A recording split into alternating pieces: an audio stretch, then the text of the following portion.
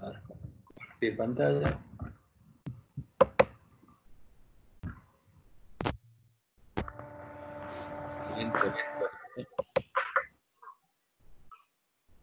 Ahí está. Bueno, entonces, ¿cuál es el... Hay eco, no sé qué pasa. A ver, ¿cuál es el versículo que se usa generalmente para decir que el sábado es el sello de Dios?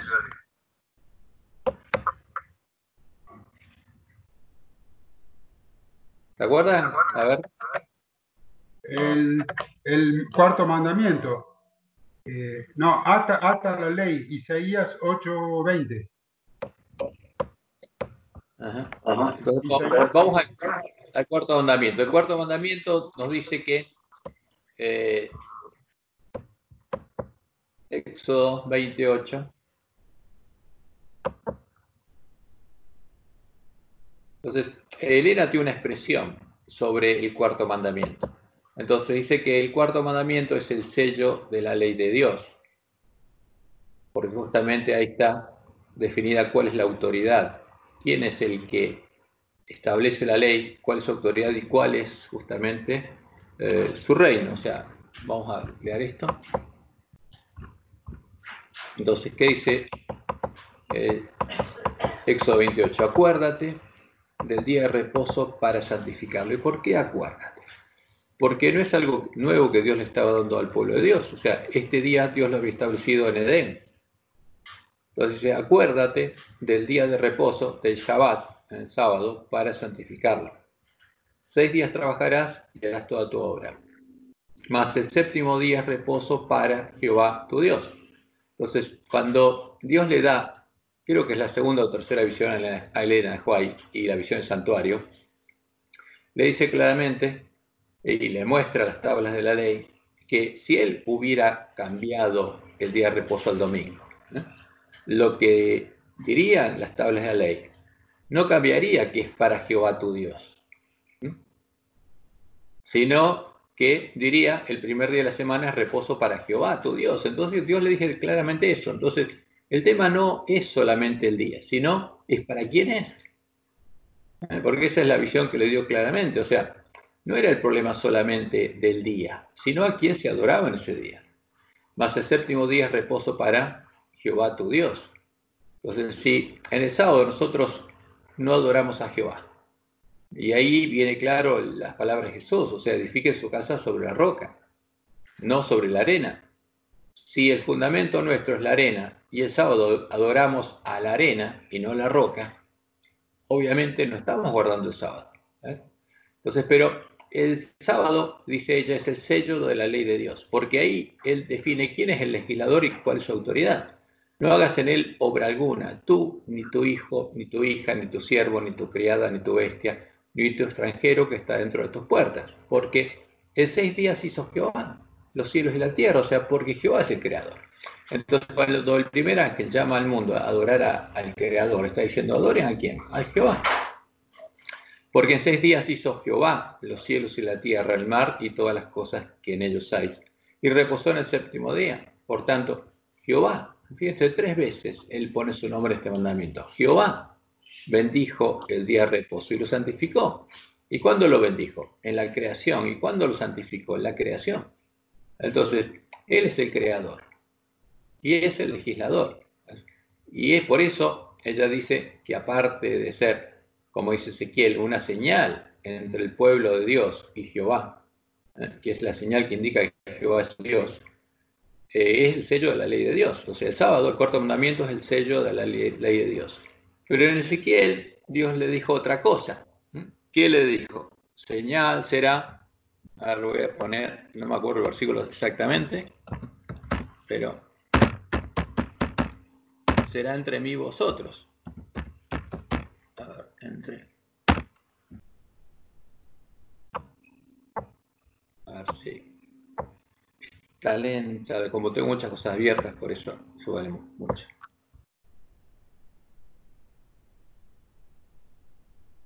A ver.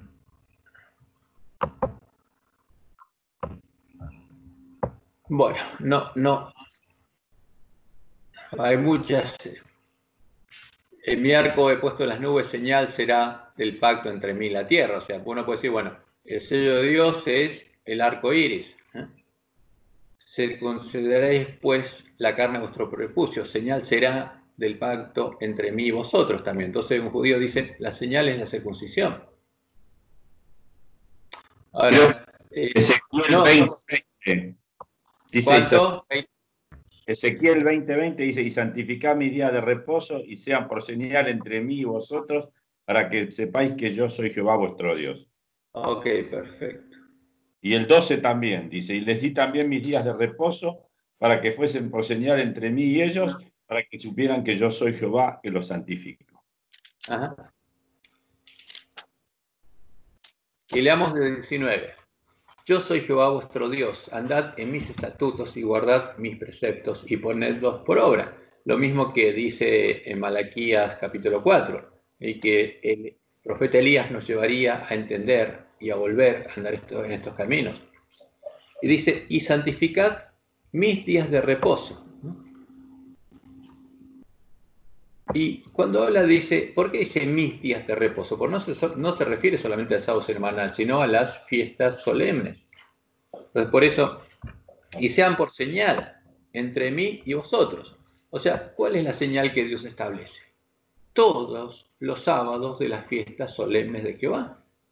O sea, no solamente el sábado semanal, sino todos los sábados. Dice, mis días de reposo.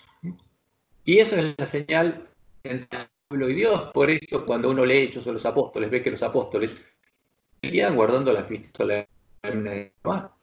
Era una señal. Y Jehová, de que su Dios era el Dios. Yo soy Jehová vuestro Dios. Entonces, ¿qué pasa, por ejemplo, si uno aplica esto?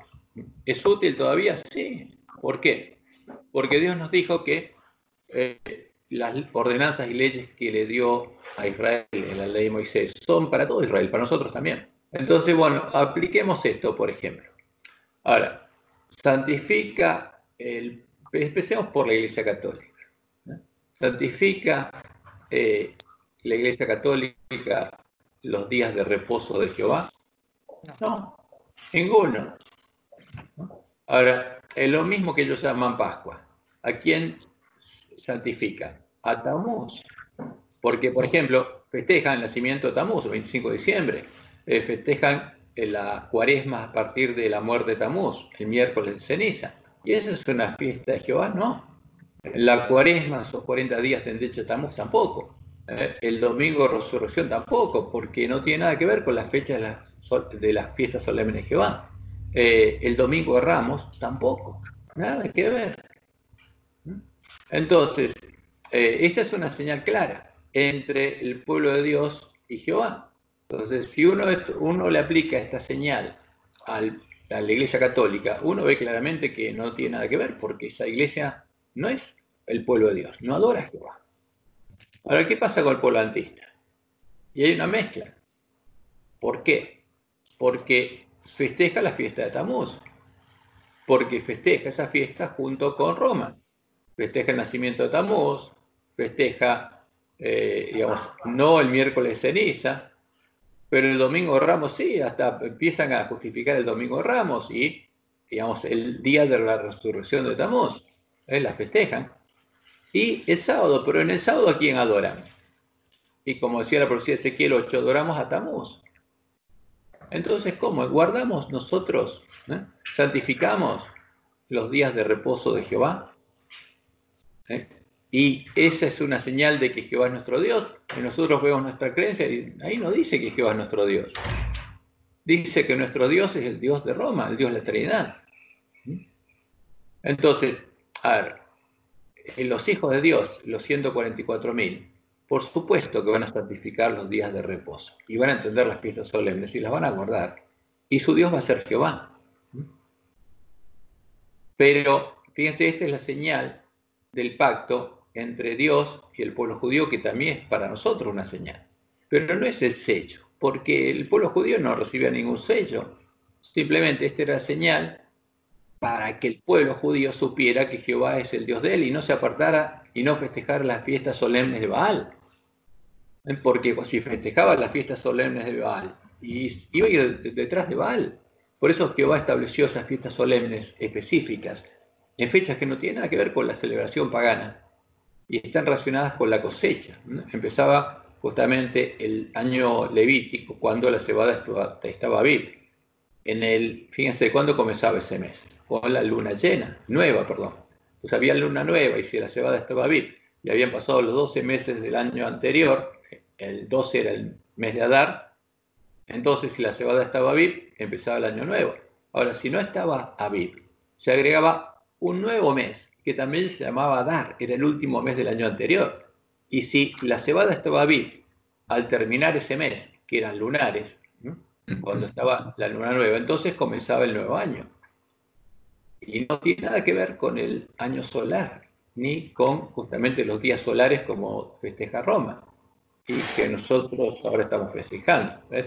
Entonces, el sábado es una señal, justamente en la ley, es el sello de la ley de Dios, como dice Elena, porque dice quién es el creador, justamente quién es el legislador y por qué, porque es nuestro creador. ¿Y cuándo justamente fue establecida esa ley? Porque no fue establecido, digamos, ese mandamiento en Sinaí, sino en Edén, antes del pecado, cuando no había pecado. Por eso ese sábado es eterno. Y después Dios les dio la fiesta solemne de Jehová para mostrarles a su pueblo cuál era el plan de redención. Y tenían que santificar esos días de reposo. Y esa era la señal entre Jehová y su pueblo, para que el pueblo supiera que Jehová era su Dios, y no se fuera detrás de la fiesta de Baal. Entonces, y lo mismo en nuestro tiempo.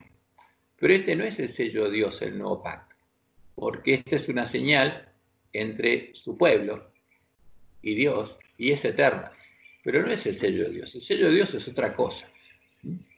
Por eso, el sábado es una señal de la autoridad de Dios sobre su pueblo, y si su pueblo guarda sus sábados y sus fiestas, es una señal de que está reconociendo la autoridad de Dios y está siguiendo la voluntad de Dios. Ahora, el que guarda el domingo es una señal que reconoce la autoridad de la bestia, pero tampoco es la marca de la bestia. Es otra cosa la marca de la bestia. Y el sello de Dios es otra cosa. Entonces, cuando uno empieza a avanzar, se da cuenta que, bueno, esto sí es algo importante y identifica mucho al pueblo de Dios. Porque el pueblo de Dios, como le vamos a Malaquías,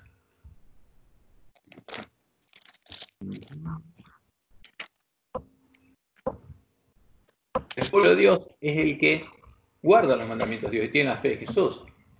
Entonces, ¿qué dice Malaquías 4:4? Dios nos dice: acordaos de la ley de Moisés mi siervo, al cual encargué en Horeb ordenanzas y leyes para todo Israel. No es solamente para los judíos, pero ustedes también. Ahora, mis sábados, mis fiestas solemnes son para ustedes. Y acuérdense que el pueblo adventista se empezó a entender algo de las fiestas solemnes cuando se dio cuenta que el día de la expiación caía, ¿qué día?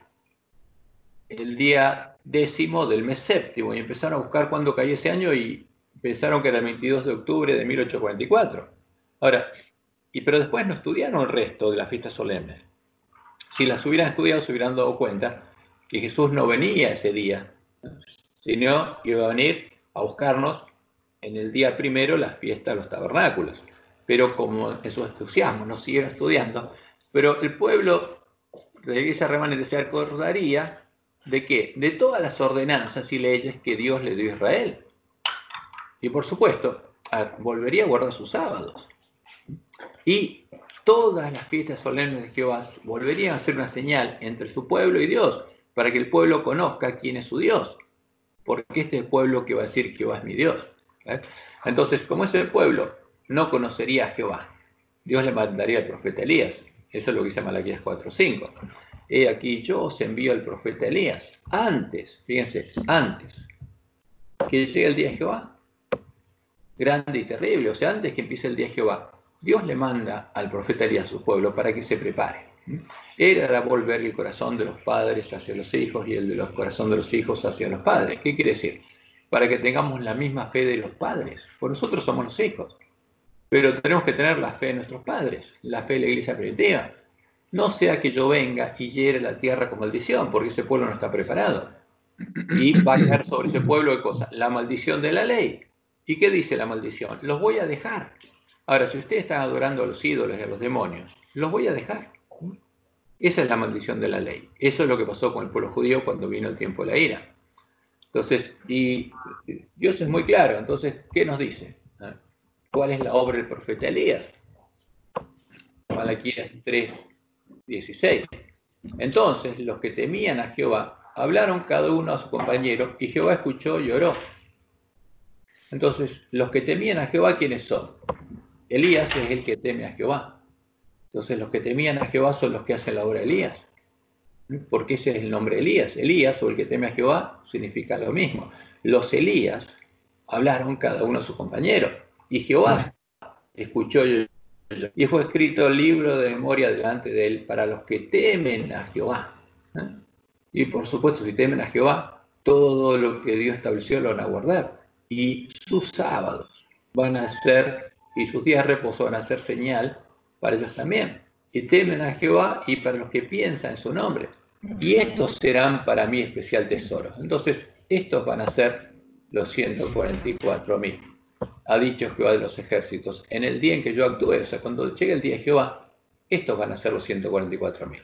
Y los perdonaré como el hombre que perdona a su hijo que le sirve, porque antes estaba en la condición del ángel de la Odisea, y tenían que arrepentirse. Pero la promesa es que Dios los va a perdonar si se arrepienten. Si ven, abre los ojos, y se angustian y lloran al ver lo que ven, y se arrepienten y claman a Dios, por supuesto los va a perdonar Dios. Pero los manda a hacer esta obra a sus compañeros para que abran los ojos y se arrepientan.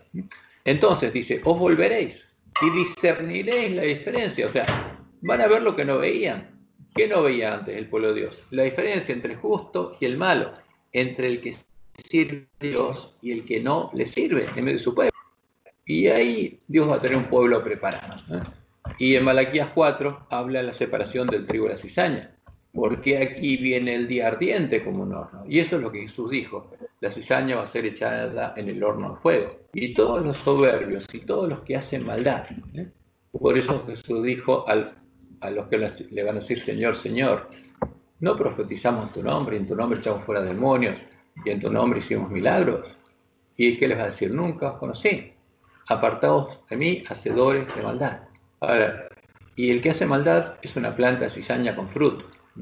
Y todos los que hacen maldad serán estopa. Aquel día que vendrá los abrazará, ha dicho Jehová de los ejércitos, y no les dejará ni raíz ni rama.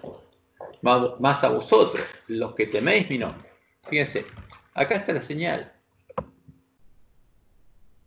A los que temen, ¿quién? Su nombre. Nacerá el sol de justicia. Está hablando de qué?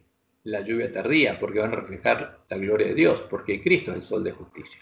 Y van a reflejar justamente el carácter de Dios como Cristo lo reflejaba. Van a ser la luz del mundo, como Jesús dice, mientras estoy en el mundo, luz soy del mundo, pero después ustedes son la luz del mundo. Y van a ser el sol de justicia en ellos, como dice Jesús, entonces los justos resplandecerán como el sol en el reino de su Padre.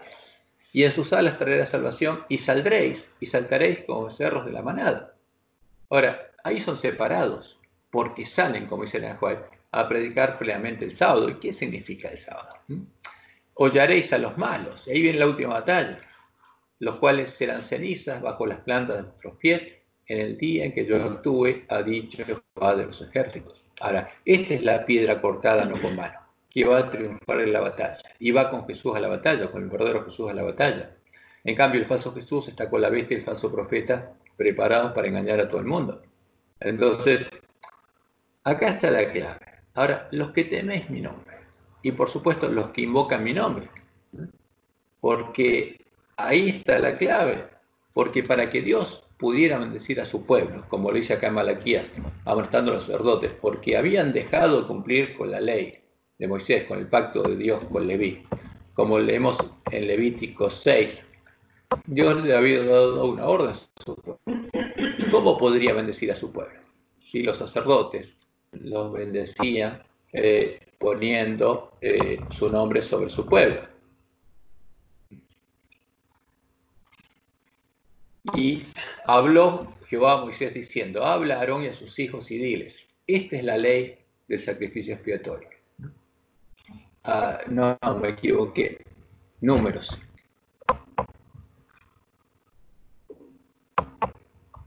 Número 6:23. Sí. Entonces, ahí Dios le dice a Moisés, Jehová habló a Moisés diciendo, habla a Aarón y a sus hijos y diles, así bendeciréis a los hijos de Israel, diciéndoles.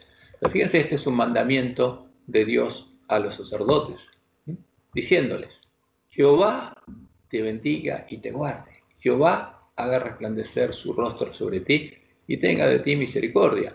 Jehová alce sobre ti su rostro y ponga en ti paz. Así hay que bendecir, pidiéndole a Jehová que haga esto. Dice, y pondrá mi nombre sobre los hijos de Israel y yo los bendeciré. Ahora, eso es lo que tiene que hacer el pueblo de Dios. Invocar a Jehová para que Jehová bendiga al pueblo. Y Dios lo va a hacer. Entonces, si los sacerdotes ponían el nombre de Jehová sobre los hijos de Israel, Él los iba a bendecir. Por supuesto, Jesús es nuestro sacerdote y tiene que cumplir esto. Ahora, ¿y qué dice Él? Entonces vamos a Apocalipsis. Porque eso es lo que Él va a hacer con los vencedores. Apocalipsis 3:12.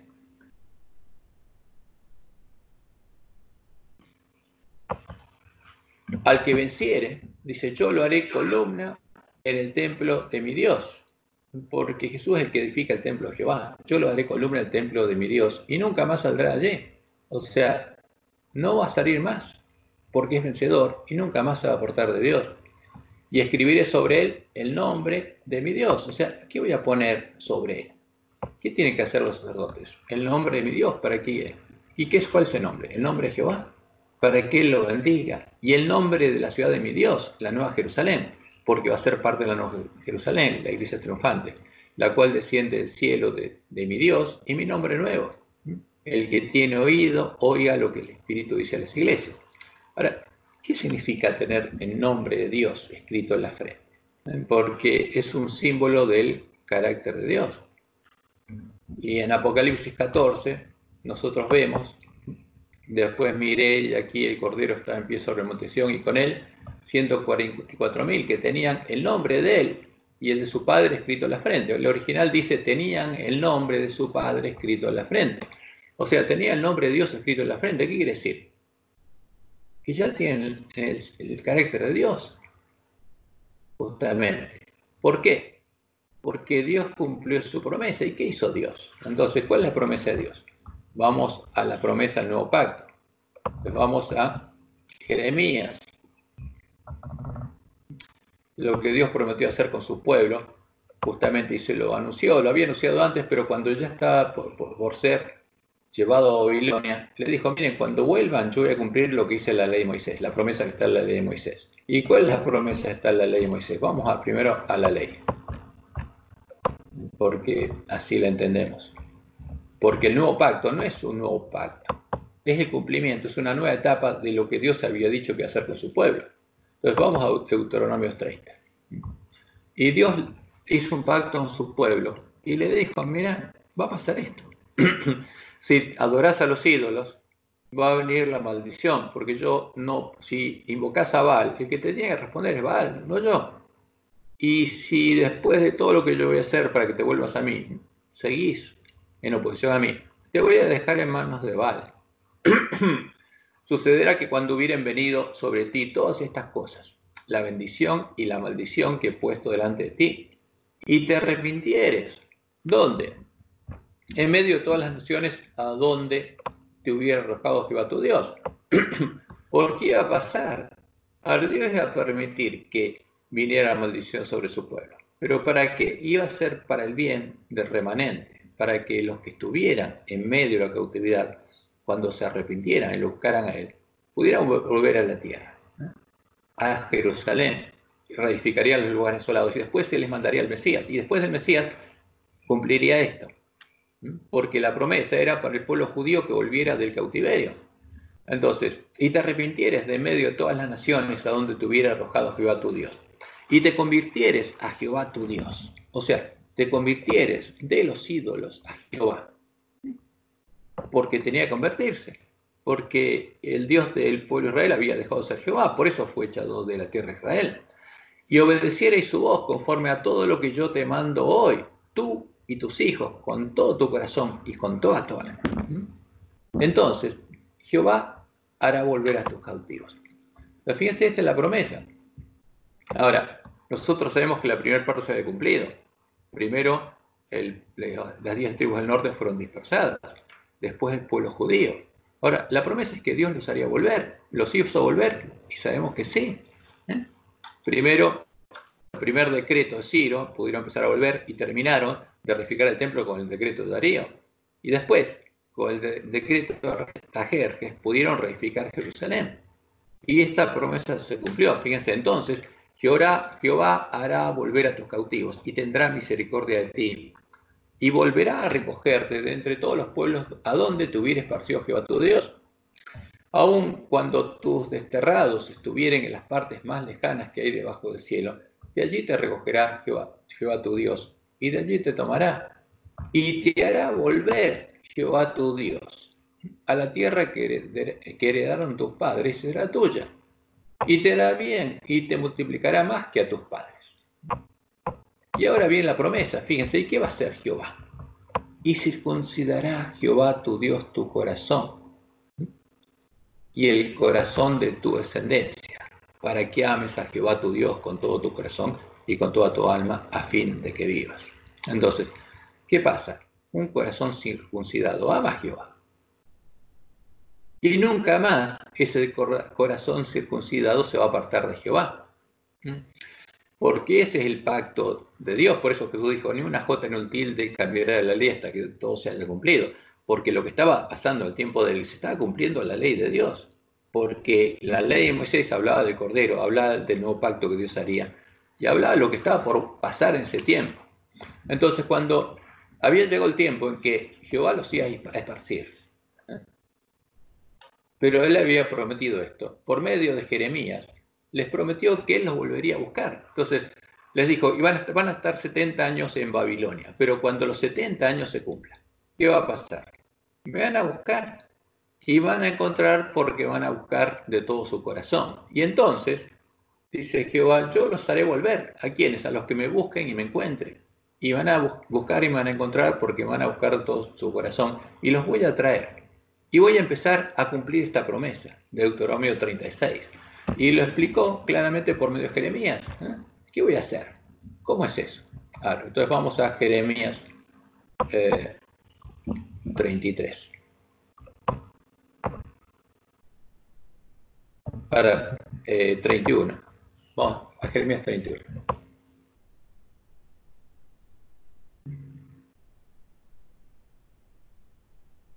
Entonces, leamos la última parte de la promesa de Dios. Dice, pero este es el pacto que haré con la casa de Israel después de aquellos días, dice Jehová. O sea, después que los disperse y cuando los traiga, ¿qué voy a hacer?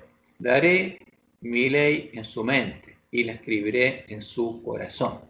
¿Cuál es la ley de Dios? La que Él tiene escrita en su mente y en su corazón. Y la voy a dar en su mente y la escribiré en su corazón. ¿Y qué va a pasar con ese pueblo? Va a tener en su mente lo que yo tengo en mi mente y en su corazón lo que yo tengo en mi corazón. O sea, voy a deshacer toda la obra del pecado en ellos.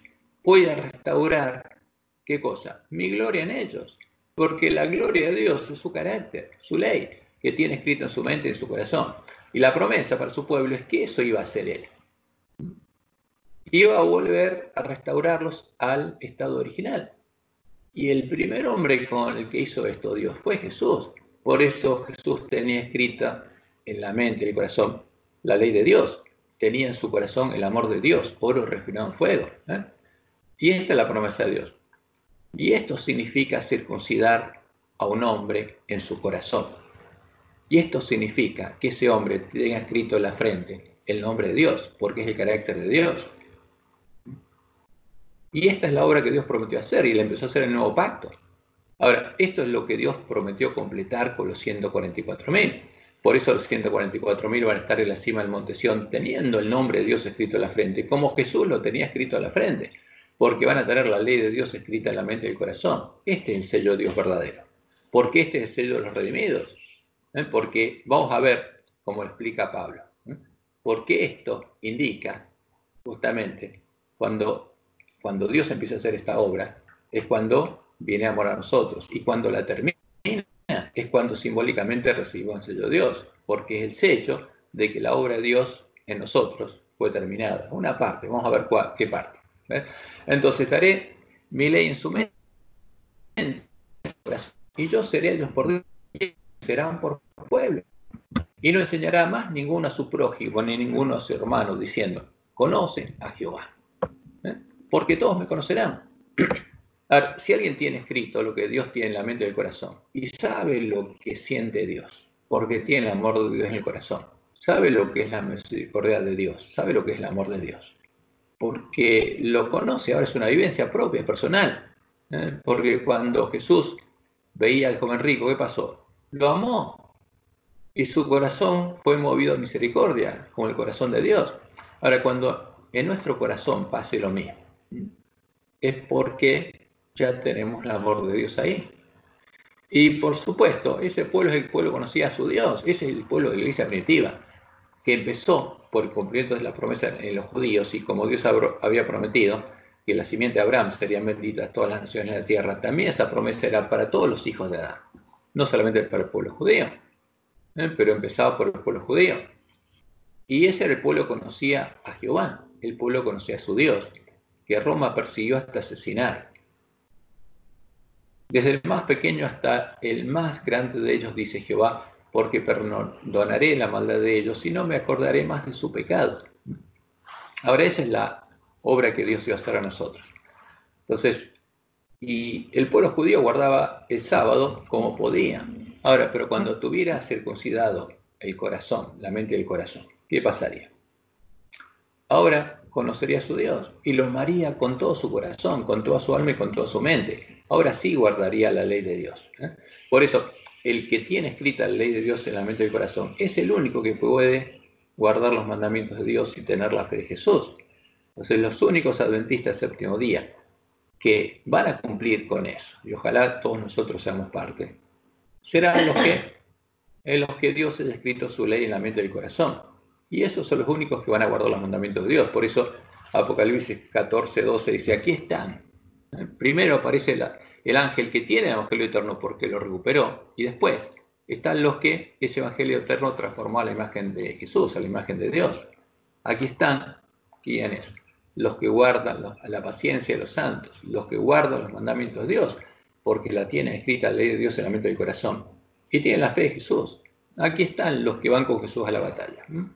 Entonces, esta es la promesa de Dios. Y el sello de Dios viene relacionado con lo que Él va a hacer en nosotros. Ahora, vamos un poco a lo que decía Gerardo, que dicen algunos protestantes. Y está en la palabra de Dios. Entonces vamos a Efesios.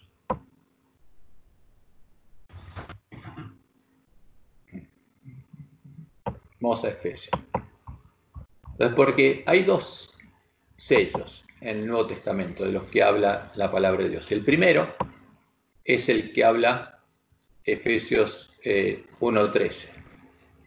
Dice Pablo, en él también vosotros, habiendo oído la palabra de verdad, fíjense, porque esta es consecuencia de escuchar el verdadero evangelio, el que el pueblo adventista tenía que recuperar.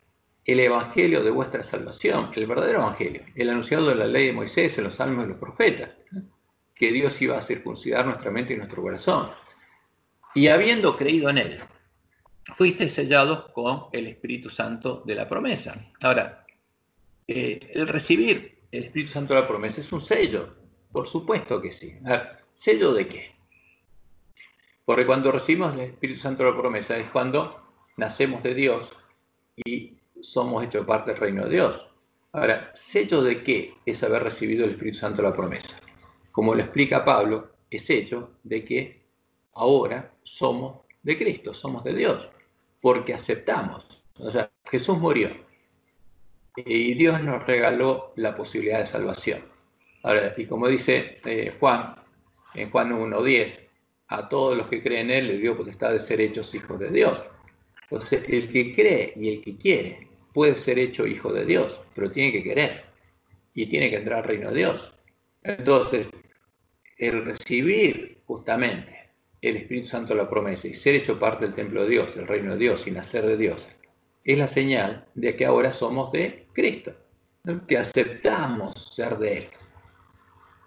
Entonces, como dice, en Él también vosotros, habiendo oído la palabra de verdad, el Evangelio de vuestra salvación, y habiendo creído en Él, fuiste sellados con el Espíritu Santo de la promesa, que es las arras, es la garantía de nuestra herencia hasta la redención de la posición adquirida para alabanza de su gloria. ¿Qué quiere decir? Ahora, el que recibe el Espíritu Santo quiere decir que es de Dios. O sea, es posesión de Dios. Es posesión adquirida de Dios. Es parte de su reino. Es parte del reino de Dios. Es de Dios. Es de Cristo.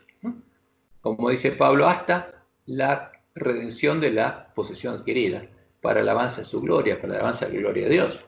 Entonces, es el Espíritu Santo, es la señal de que esa persona es de Cristo, es de Dios, porque es parte de su reino, porque Dios estaba morando ahí.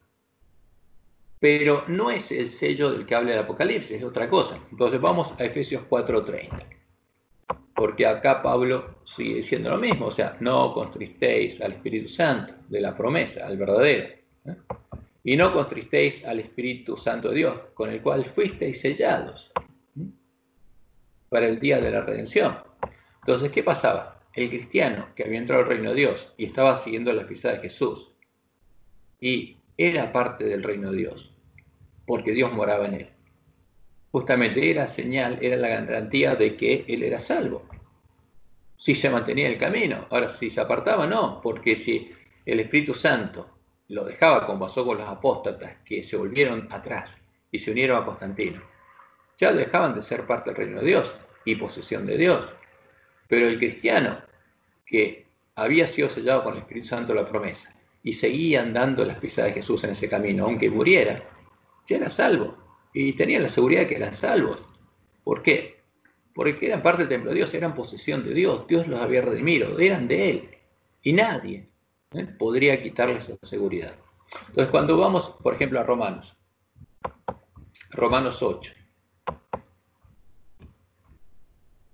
Pablo nos explica algo claramente.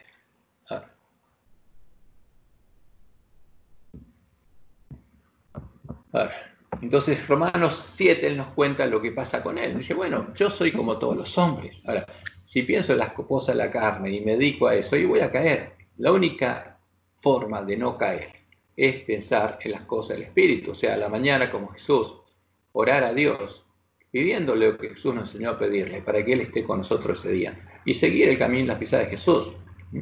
Dice, por cuanto los designios de la carne son enemistad para con Dios, porque no se sujetan a la ley de Dios, ni tampoco pueden. O sea, los que viven según la carne no pueden agradar a Dios. O sea, si yo vivo de acuerdo a mis intereses y siguiendo el camino que seguía siempre, y sigo mi camino, mas vosotros no vivís según la carne, sino según el Espíritu. Si es que el Espíritu de Dios mora en vosotros. Y si alguno no tiene el Espíritu de Cristo, no es de él. Es lo mismo que dice en Efesios 4:13. Ahora, si alguno tiene el Espíritu de Cristo, es de Cristo. Esa es la señal de posesión de quien, que es de Cristo. Eso significa ser de Cristo, tener el Espíritu de Cristo. O sea, porque cuando alguien es parte del reino de Dios y es de Dios, es porque Dios vino a morar en él y es parte de su reino, porque Dios puso su trono en él y está reinando Dios en él.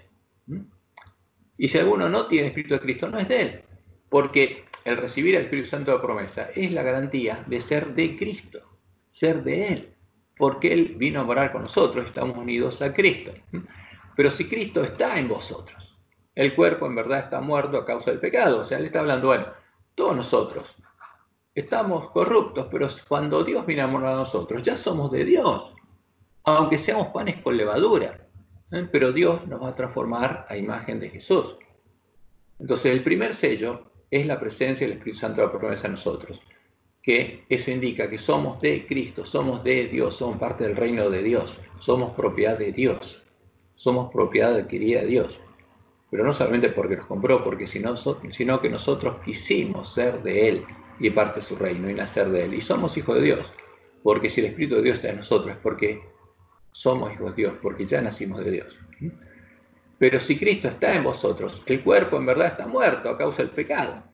O sea, ¿qué pasa con nosotros? Nuestro cuerpo está muerto.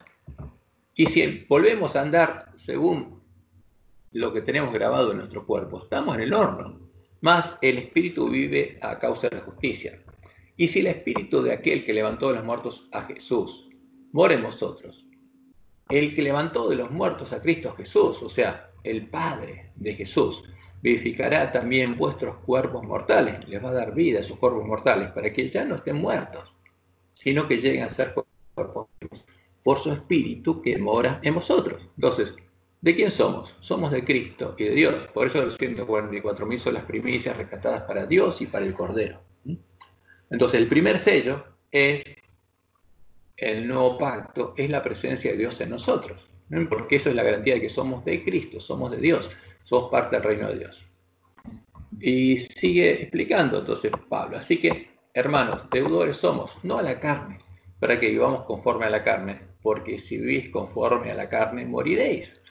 O sea, el que haya nacido de Dios, pero si vuelve a vivir conforme a la carne, va a morir. Más, si por el Espíritu hacéis morir las obras de la carne, viviréis. Entonces, uno entra al reino de Dios, hecho parte del reino de Dios. ¿Cómo es? Un pan con levadura, un cuerpo muerto, contaminado por el pecado, que tiene en su cuerpo escrita la ley del pecado. Ahora, pero si por el Espíritu hace morir las obras de la carne, no es que el Espíritu las hace morir, nosotros tenemos que hacerlas morir por el Espíritu, porque cada decisión es nuestra, cada paso que sea en ese camino. La decisión es nuestra, el poder es de Dios, pero la decisión es nuestra. Tenemos que pedirle a Dios el poder para que Él haga eso, pero la decisión es nuestra. Y por eso tenemos que pedirle a Dios que lo haga, y Él lo va a hacer, por supuesto, porque esa es su voluntad, como dice Juan en 1 Juan 5, 14 y 15. Ahora, esta es la confianza que tenemos en Él, que si pedimos alguna cosa conforme a su voluntad, Él nos oye. Y si queremos andar en las pisadas de Jesús, por supuesto que esa es su voluntad. Pero para dar ese camino vamos a tener que hacer morir otras cosas. Y la decisión es nuestra. Nos podemos volver atrás si queremos. Pero el que tiene que hacer morir las obras de la carne somos nosotros. Porque el que es atraído por las cosas de la carne tiene que vencerlas con el poder de Dios. Y las puede hacer morir, por supuesto, esa es la promesa de Dios, que van a estar con nosotros hasta la segunda venida. Porque en ese camino va a llegar el momento cuando hayamos vencido, como Dios le mostró a Elena en primeros escritos, porque los que reciben el sello del Dios vivo tienen que vencer a todo eso. Ahora después vamos a ver la cita que es ella. A todo pensamiento, toda obra mala, todo sentimiento malo, a todo eso hay que vencerlo. Incluso a las palabras malas. Entonces, si por el Espíritu hacéis morir las obras de la carne, viviréis. ¿Es posible hacer morir las obras de la carne? Claro que sí. Porque ese pueblo está recorriendo el camino de la santidad. Porque todos los que son guiados por el Espíritu de Dios, estos son hijos de Dios. Eso es lo que pueden hacer los hijos de Dios. Pues no habéis recibido espíritu de esclavitud para estar otra vez en temor, sino que habéis recibido espíritu de adopción, por lo cual clamamos, Abba, Padre. ¿Qué le decimos a Dios? Papá, Padre. ¿A quién llamamos Padre? A nuestro Dios. Y el Espíritu mismo nos da testimonio a nuestro espíritu de que somos hijos de Dios. Y si hijos, también herederos. Herederos de Dios y coherederos con Cristo. Si es que padecemos juntamente con Él, para que juntamente con Él seamos glorificados. Ahora, ¿y qué va a pasar al final del camino? Y esto es lo que dice Pablo. Pues tengo por cierto que las aflicciones del tiempo presente no son comparables con la gloria venidera que nosotros ha de manifestarse. Como dice Romanos 5:5, por nuestra esperanza es la gloria de Dios. O sea que la gloria de Dios se manifieste en nosotros. Tener la ley de Dios completamente escrita en la mente y el corazón. Tener escrito en nuestra frente. Porque el anhelo ardiente de la creación, o sea, todo el universo está aguardando ¿a qué? A que se cumpla, se complete el plan de redención. Es el aguardar la manifestación de los hijos de Dios. Porque, el plan de Dios no era redimirnos de las consecuencias del pecado en el sentido que tenemos que morir. Es liberarnos del pecado. Es liberarnos de la lepra del pecado. Es liberarnos de la levadura para que reflejemos su imagen. Entonces voy a saltar directamente a Romanos 8:28. Y sabemos que a los que aman a Dios, O sea, por supuesto, Dios vino a morar en ellos porque ellos lo aman. Todas las cosas les ayudan bien.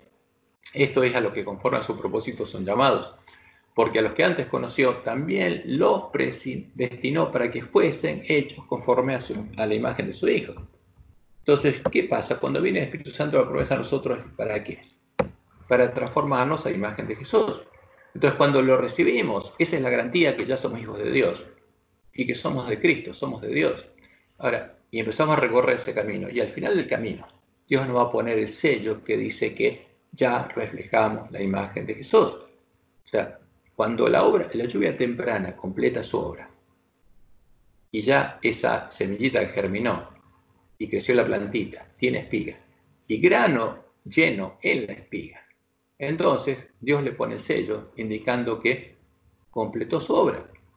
Porque, claramente, esa plantita refleja lo mismo que Jesús, tiene el mismo tipo de espiga que Jesús, y dentro de la espiga tiene grano lleno. Ya refleja la imagen de Dios, ya tiene el nombre de Dios escrito en la frente. Entonces, cuando la lluvia temprana termina esa obra, el sello de Dios indica, es el sello de calidad de que la obra de Él, la obra del Espíritu Santo de la promesa, la obra de la lluvia temprana completó su obra, y ese hijo de Él ya creció hasta la altura de Cristo. Ahora, en la lluvia tardía, como Dios le mostró a Elena, lo que va a hacer es madurar ese grano. Pero justamente el sello de Dios es el sello que indica que Él terminó su obra en su Hijo, que nació de Él. Fue sellado con el Espíritu Santo de la promesa. Pero ahora, cuando llega a ser reflejar la imagen de Jesús y Dios termina su obra en Él, la obra de la lluvia temprana, ahí recibe el sello de Dios. Eso es lo que Dios dice, pues ya tiene fruto, y por sus frutos se lo reconoce. Entonces, para que fuesen hechos conforme a la imagen de su Hijo, para que Él sea el primogénito entre muchos hermanos, y a los que predestinó, a estos también llamó, y a los que llamó, a estos también justificó. Porque ¿quién nos llama? ¿Quién? Nuestro Padre. Y a los que llamó, a estos también justificó. ¿Quién nos justifica en el santuario? ¿Quién nos perdona? Dios. ¿Quién gana nuestros pecados? Dios. Y a los que justificó, estos también glorificó. Entonces Pablo está hablando de lo que Dios está haciendo para que su gloria se refleje nuevamente en nosotros. ¿Qué pues diremos a esto? Si Dios es por nosotros, ¿quién contra nosotros? Ahora, alguien que recibió el Espíritu Santo de la promesa, y ya es de Cristo, es de Dios, porque Jesús ya pagó por él, y Dios ya lo redimió, lo aceptó como su Hijo y lo hizo nacer de él y lo está transformando en imagen de Jesús. ¿Quién contra él? ¿Quién contra él? Si Jehová es por nosotros, ¿quién contra nosotros? Es el grito del pueblo de Dios en la batalla. ¿Quién como Jehová? Eso significa Miguel. Y lo que significa Elías es el que teme a Jehová. El que no escatimonia a su propio Hijo, sino que lo entregó por todos nosotros. ¿Cómo no nos dará también con él todas las cosas? ¿Quién acusará a los hijos de Dios? Dios es el que justifica. Ahora, ¿quién nos limpia de pecado? Dios. ¿Y con qué va a pagar Él después de limpiarnos? Justamente con su justicia, porque la sangre del Cordero es con la que se justifica, Dios es declarado justo cuando el santuario es purificado. ¿Quién es el que condenará? Cristo es el que murió, más aún el que resucitó. Además, el que está a la diestra de Dios. ¿Y qué hace? Intercede por nosotros. Por eso Jesús nos dijo, ¿a quién tienen que orarle? Al Padre. ¿Y qué hace Él? Intercede por nosotros. En cambio, el falso Jesús, que quieren que le oren a Él y se pone en el lugar de Dios y no lo lleva al Padre, es el anticristo. ¿Quién nos separará del amor de Cristo? ¿Tribulación o angustia o persecución o hambre o desnudez o peligro de espada? Como está escrito, por causa de ti somos muertos todo el tiempo. Somos contados como ovejas de matadero. Porque lo mismo que le pasó a Jesús, nos está pasando a nosotros, dice. Como cordero fue llevado al matadero. Antes, en todas estas cosas somos más que vencedores. Por lo cual estoy seguro que ni la muerte, ni la vida, ni ángeles, ni principados, ni potestades, ni lo presente, ni lo porvenir, ni lo alto, ni lo profundo, ninguna otra cosa creada, ningún espíritu creado, nos podrá separar del amor de Dios, que es en Cristo Jesús, Señor nuestro, que está siendo derramado en nuestros corazones. Entonces, a eso se refiere la palabra de Dios. Cuando Jesús dice, escribiré mi ley. Dios se dice, escribiré mi ley en la mente y el corazón de ellos. Y cuando vamos a Apocalipsis 14, 1, perdón, Apocalipsis, no Romanos. Después mire, y aquí el Cordero estaba en pie sobre el monte Sión, y con él 144.000 que tenían el nombre de quién, de su Padre escrito en la frente. O sea, ya tenían la ley de Dios, lo que Jesús tenía escrito en su mente y corazón, también escrito en su mente y su corazón, y por eso tenía el nombre de Dios. ¿Por qué? Porque ya reflejaba el carácter de Dios, la gloria de Dios. Eso significa tener escrito justamente el nombre de Dios en la frente. Ahora, ¿qué significa tener la marca de la bestia escrita en la frente y en sus manos? Cristian, sí. Antes de que sigas, que cambies a la marca de la el concepto de sellamiento que explicaste de Apocalipsis está re claro, ¿no? Los vencedores llegan al monte de Jehová y reciben el sellamiento. La duda que me queda es 1 y 4, que también habla de los sellados, pero como si fuera un estadio anterior, solo por haber recibido el Espíritu Santo, ya están sellados. ¿Cómo es eso? ¿Qué versículo decís? Creo que 1:13, lo pasaste, lo habías pasado vos. A ver, fíjate. Recién lo vimos, sí. Entonces, pero justamente, pero eso es otro sello, es sello de pertenencia. Entonces, la Biblia habla a la palabra, no hay que confundir el concepto porque estar en un contexto distinto. Acá se refiere a cuando alguien ya tiene escrito el nombre de Dios en la frente, o sea, tiene el carácter de Dios. Y el de Efesios es cuando uno es bautizado y ya tiene, ya es de Dios. Eso significa, fíjate. Efesios 1:13. En él también vosotros. Son conceptos, la misma palabra han usado en la traducción, pero son conceptos diferentes. Claro. O sea, habiendo oído la palabra de verdad, el evangelio de vuestra redención, salvación, y habiendo creído en él, fuisteis sellados con el Espíritu Santo de la promesa. O sea, vino a morar a ustedes el Espíritu Santo de la promesa. Y esa es la señal de que ya son salvos, son de Cristo, son de Dios. Pero ahí Dios empezó la obra de transformar panes con levadura en panes y levadura. Es porque los discípulos entraron al reino de Dios en Pentecostés como panes con levadura. Pero al final del proceso, Dios los iba a poner en la mesa de los panes la proposición. Porque el evangelio, la proposición de Dios al hombre, es volver a llevarlos al estado original, a hacer panes sin levadura, ungidos con aceite. Como Jesús, era un pan sin levadura. Entonces, el que entra a la casa de Dios, como dice Pablo, bueno, entra como está. O sea, con un cuerpo muerto, lleno de pecado, con la ley del pecado escrito en él. Pero, justamente, con el espíritu que vive, porque acepta la promesa de Dios y le pide a Dios que venga a morar en él. Entonces, cuando él recibe al Espíritu Santo la promesa, ya es de Dios, que es las arras de nuestra herencia hasta la redención de la posesión que hereda. O sea, es la garantía de que somos hijos de Dios hasta que vamos a ser redimidos finalmente. Sí, permiso, quiero decir algo. Hoy... ¿Hola? No, ¿me escuchan? Escuchamos, Ricardo. Sí, sí. Se que había cortado.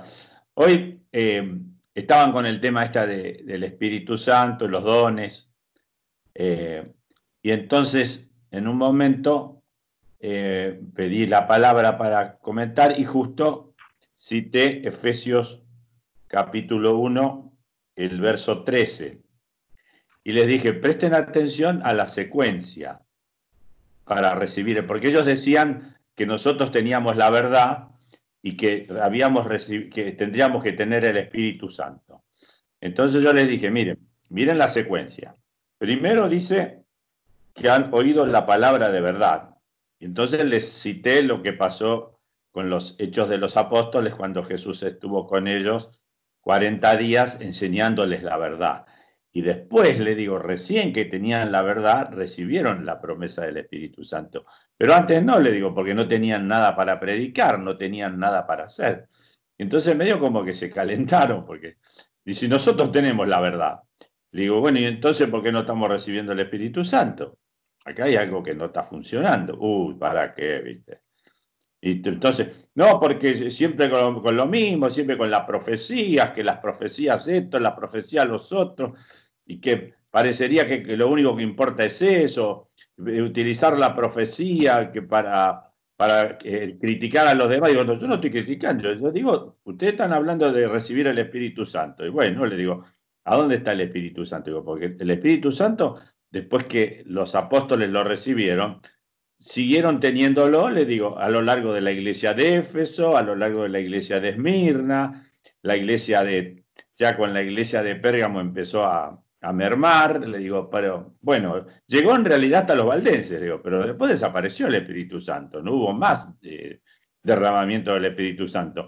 Y nosotros tenemos la tarea de restaurar la verdad precisamente para que Dios pueda derramar la lluvia temprana. Pero para eso tenemos que restaurar la verdad y tenemos que tener el conocimiento del Dios verdadero, y bueno, se calentaron mal, ¿viste? Bueno, después una hermana me dijo, ¿cuál es el versículo? Le digo, es el 1.13 de Efesios. Entonces después me mandó por privado, me escribió y me dijo, la verdad que lo que dijiste a mí me sacudió, me dice, tenés razón. Pero lo que pasa es que dice que hay como cierta animosidad con respecto al tema de la profecía. Es como que cuando vos hablás algo de la profecía, de restaurar la verdad y bla, bla, bla, bla, es como que se ponen mal, no les gusta escuchar. Y bueno, porque son laodicenses, le digo, sí, son ricos, no tienen necesidad de nada, pero bueno, yo lo tenía que decir. Y le dije, yo lo que quiero de Jesús es, primero porque los amo, se los digo, y segundo, le digo, porque yo no quiero cargar sobre mí, le digo, el hecho de que estoy entendiendo y comprendiendo la verdad, y le digo, y si yo no la comparto con ellos, Dios me va a reclamar a mí después. Yo quiero ser el siervo fiel, que como dice Jesús, que está atento a su palabra, y yo quiero que Él me bendiga, no que me bendigan ustedes. La verdad que yo lo que quiero es que ustedes se conviertan y conozcan al Dios verdadero, es lo único que me preocupa. Bueno, viste, y con ella bien, pero después con lo demás, viste, medio como que, pero vos porque sos un apasionado de la profecía, pero eso no es lo único importante. Mira, le digo, si ustedes leen a Pablo, precisamente Pablo dice, si hay dones, uno de los dones que da es la profecía. Le digo, pero no que Dios no me está dando profecía a mí para que yo la diga. Lo que Dios me está dando a mí es el don de poder estudiar la profecía para poder compartirla con las que no los conocen. Eso es lo que yo hago. Yo no estoy haciendo no estoy cometiendo ningún pecado, ni me estoy exaltando por arriba de nadie. Simplemente les estoy haciendo ver que están pasando cosas en este mundo, en esta época, y ustedes se están casando margaritas, nada más. Es lo único que me preocupa. Punto, ¿viste? Bueno, y medio como que ella quedó bien, quedó convencida, y quedamos que íbamos a seguir charlando. Pero después lo demás es como que, ¿viste? No quieren escuchar profecía, no les interesa. ¿Qué sé yo? Bueno, el espíritu de verdad, como es Jesús, ¿qué cosa? Los va a guiar a toda verdad y les hará saber las cosas que han de venir. O sea, los va a guiar a entender la profecía, porque esa es la función del Espíritu Santo verdadero. Claro. Entonces, y cuando dice, bienaventurado el que lee, los que oyen, guarda las palabras de la profecía del Apocalipsis, y esa es la misión del pueblo antista. El verdadero Espíritu Santo nos tiene que guiar a eso, pero de a poco, con amor, hay que hacerles ver lo que Jesús dijo que tenemos que leer y oír para guardar. Entonces, pero volvamos acá al tema.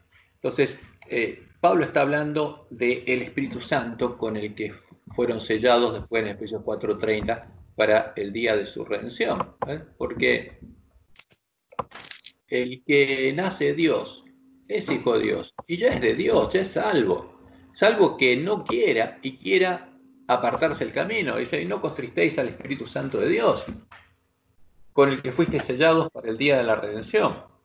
Porque el que está caminando ese camino y es hijo de Dios y Dios lo está guiando, y como dice en Romanos 8, a ver, Dios lo perdonó, Dios lo justificó y es de Dios. ¿Quién lo va a acusar? Ya es salvo. Esa es la certeza del cristiano. O sea, es salvo.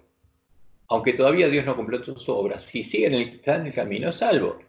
Pero la promesa de Dios es que esa obra la va a completar en la última generación, porque le va a poner su sello. Y eso es lo hermoso, porque dice, porque ningún hombre recibió la lluvia tardía, que es la gloria de Dios, porque hubiera muerto. En cambio, esa promesa es para el pueblo de Dios de la última generación, porque solo van a estar sin mancha delante del trono de Dios, después de que Jesús confiese su nombre en las bodas. Y por eso la única generación que estando viva va a estar sin mancha delante del trono de Dios, es la que Jesús haya confesado en las bodas. Primero los 144.000 y después la gran multitud. Y por eso este sello del que habla Pablo, por ejemplo en Romanos 8, es el sello de pertenencia a Dios, de ser de Dios, de ser el reino de Dios. Romanos 8, 9. Vosotros no vivís según la carne, sino según el Espíritu, si es que el Espíritu de Dios mora en vosotros. Y si alguno no tiene el Espíritu de Cristo, no es de él. O sea, ¿cuál es la señal de que es realmente de Cristo, es parte del reino de Dios? Que tiene el Espíritu de Dios, el Espíritu de Cristo. Ese es el tema. Ahora, pero que tenga el Espíritu de Cristo no quiere decir que ya terminó la obra de Dios en él.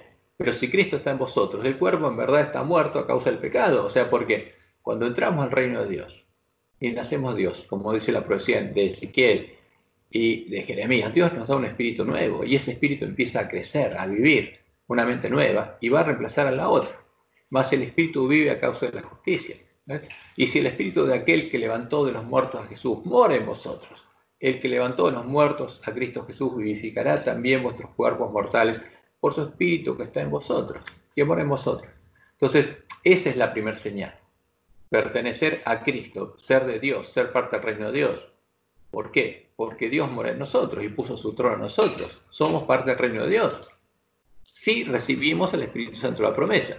Ahora, cuando Dios complete esa obra, porque la promesa al ángel de la iglesia de la Reforma, que justamente esa es la promesa al pueblo que salió de Sardis, que estaba muerto. Entonces, escribe el ángel de la iglesia de Filadelfia, esto dice el santo, el verdadero, el que tiene la llave de David. Dice, porque hay uno falso. Ahora, el que te está hablando es el verdadero, el de Roma es el falso, porque el de Roma le dio sus llaves al Papa. Pero las llaves que dio son las del cielo y del infierno, esas son las llaves que tiene el Papa. Pero el que tiene la llave de David, el que abre y ninguno cierra, y cierra y ninguno abre, dice esto. Yo conozco tus obras, y aquí he puesto delante de ti una puerta abierta, la cual nadie puede cerrar. Entonces, ¿para qué la puse? ¿Cuál es esa puerta? Es la puerta entre el reino de Dios. O sea, cuando entres por esa puerta y recibas al Espíritu Santo de la promesa, vas a ser de Cristo, vas a ser de Dios como el pueblo de la iglesia primitiva, y vas a entrar al reino de Dios. Y vas a recorrer ese camino, y al final de ese camino, si vences, porque no es solamente entrar, como dice Pablo, hay que vencer al pecado con el poder de Dios, y hay que hacer morir las obras de la carne. Entonces, el que encuentra esa puerta y entra por ella, ¿qué va a pasar al final? Dice, al que venciere, yo lo haré columna del templo de Dios. ¿Por qué? ¿Dónde entra? Al templo de Dios. El que entra por esa puerta entra al templo de Dios, al reino de Dios, y nunca más saldrá allí porque es vencedor. Y escribiré sobre él el nombre de Dios. O sea, ya tiene el nombre de Dios, el carácter de Dios, porque venció.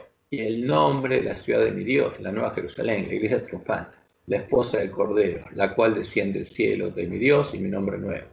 Ahora, ese es el sello que van a tener los 144.000. O sea, cuando ese pueblo es despertado por el clamor de medianoche, escucha el verdadero evangelio y cree a Dios y entra por la puerta estrecha, recibe el primer sello, que es el primer sello de pertenencia al Espíritu Santo de la promesa, y es sellado como parte del reino de Dios.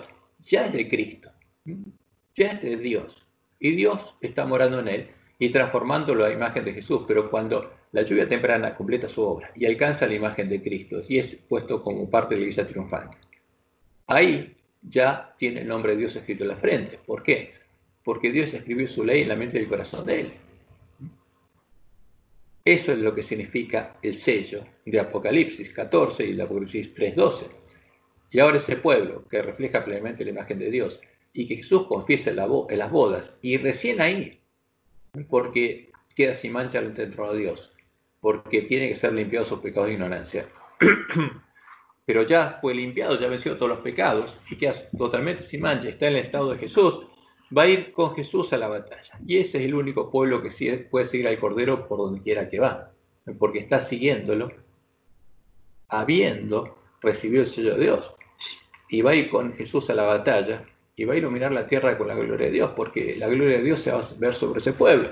Entonces, lo que se perdió, como dice la profecía, se va a ver. Y la profecía son las bendiciones que Dios nos va a dar. Entonces, como leemos Isaías 60, después de reedificar los lugares asolados, ¿qué va a pasar? Ese pueblo va a reflejar la gloria de Dios, lo que perdió el hombre. Levántate, resplandece, porque ha venido tu luz y la gloria de Jehová ha nacido sobre ti. De nuevo, lo que perdió el hombre ahora está. Porque aquí que tinieblas cubrirán la tierra y descubrirán las naciones, mas sobre ti amanecerá Jehová, y sobre ti será vista su gloria. Entonces, ¿sobre quién se puede ver la gloria de Dios y que no muera? Solo sobre los 144.000 sellados. Y andarán las naciones a tu luz y los reyes al resplandor de tu nacimiento. Entonces, esa es la promesa de Dios a quién, al Mesías y al que retome la obra del Mesías, porque Isaías 61:1 dice: el Espíritu de Jehová, el Señor, está sobre mí porque me ungió Jehová. Ahora, esto es lo que van a decir los 144.000, porque tiene la misma obra. El Espíritu de Jehová, el Señor, está sobre mí, porque es el verdadero Espíritu Santo de la promesa. Porque me ungió Jehová. El Espíritu que estaba en Jesús era este. Me ha enviado a predicar buenas nuevas a los abatidos, a vendar a los quebrantados de corazón, a publicar libertad a los cautivos y a los presos, apertura de la cárcel, a proclamar el año de la buena voluntad de Jehová y el día de la venganza del Dios nuestro. O sea, el mensaje del primer ángel, el segundo y el tercero. ¿Por qué hay que llamar al pueblo de Dios a salir de Babilonia antes que caigan las plagas? Porque va a llegar el día de la venganza. Ahora, esta es la promesa de Dios. Este es el verdadero sello de Dios. Primero, cuando recibimos el Espíritu de Jehová el Señor y somos hechos parte del reino de Dios, ese es el primer sello de pertenencia a Dios. Pero cuando Él completa su obra en nosotros y su ley ya está escrita en la mente y el corazón, ahí su nombre está escrito en nuestra frente porque tenemos el nombre de Él, el carácter de Él, el carácter de Cristo. Y esa es la promesa. Y la gloria de Dios se va a ver sobre nosotros al comienzo del tiempo de angustia. Y por supuesto, el pueblo que tiene la ley de Dios escrita en la mente y el corazón guarda el sábado y adora a Jehová en sábado y va a guardar todos sus sábados, todas sus fiestas solemnes.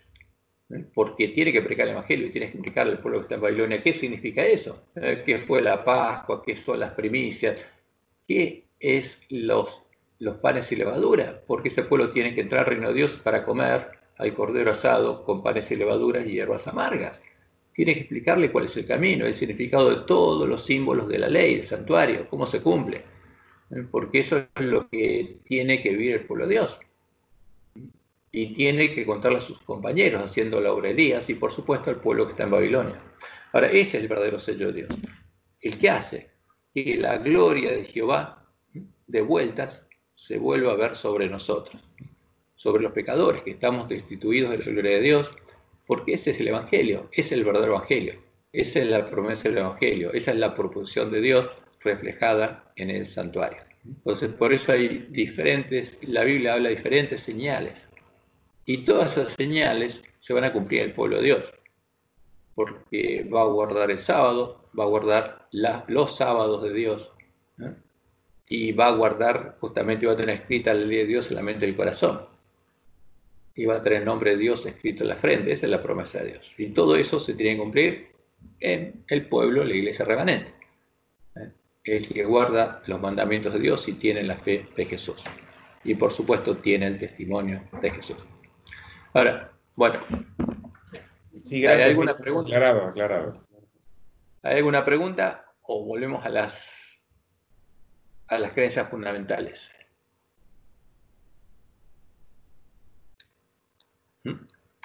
¿Cómo andan las mentes? ¿Seguimos o quieren que sigamos otro momento? ¿Cómo están las mentes de todos? ¿Sí? Hermano, un ratito.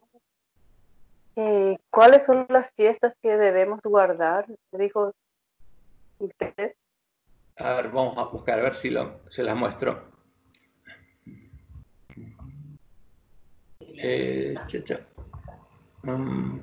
A ver, vamos a verlo con lo que vimos acá en la lección, la última lección. A ver.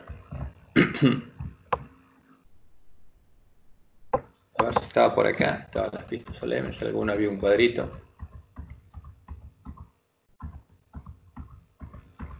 Como dice Pablo, estas fiestas solemnes eran símbolos. Era acá. Eran símbolos, no las cosas verdaderas, sino un símbolo de las cosas celestiales mismas. A ver si lo puedo agrandar acá. Se puede poner así. Hacer así. No. Así. Hay una forma que ocupe que salga la parte, no importa, lo agrando acá. Entonces, ¿cuál es el antitipo de la fiesta solemne de Jehová? Había 7 fiestas solemnes del pueblo judío. Y estas 7 fiestas solemnes se cumplen en la iglesia cristiana. Entonces, la primera fiesta solemne, el calendario levítico, el calendario que respetaba el pueblo judío y seguía la iglesia cristiana, hasta que Constantino lo prohibió, era justamente el que comenzaba el día 1 del mes primero y de acuerdo al calendario levítico, o sea, tenían que ver si la cebada estaba Abib, o sea, si la cebada tenía espiga con grano lleno, que es un símbolo muy interesante porque es el símbolo de que el pueblo de Dios está sellado. Entonces, cuando la cebada tenía grano, justamente, tenía espiga y grano lleno en la espiga, ahí se decretaba que la cebada estaba Abib. Y entonces, cuando llegaba la luna nueva, empezaba el año levítico, empezaba el mes primero. El día 14 del mes primero se celebraba la Pascua. Y la primera Pascua se celebró en Egipto. ¿Y qué pasó ahí? Cuando Dios liberó a su pueblo de la esclavitud de Egipto, solo liberó al que estaba dentro de su templo, de su casa, porque lo que pasó era un símbolo del que estaba dentro de su casa. Y ahora nos dice que va a pasar lo mismo. Entonces, claro, pero vamos a ver lo que pasó en Egipto y vamos a ver lo que Dios nos dice que va a pasar ahora. Entonces vamos a Éxodo 14, creo que era. Éxodo 14.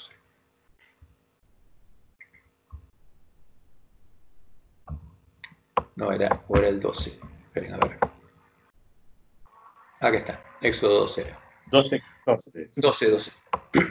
Habló Jehová a Moisés y a Aarón en tierra de Egipto diciendo: este mes os será principio de los meses. Para vosotros será este el primero de los meses del año, o sea, el de la Pascua.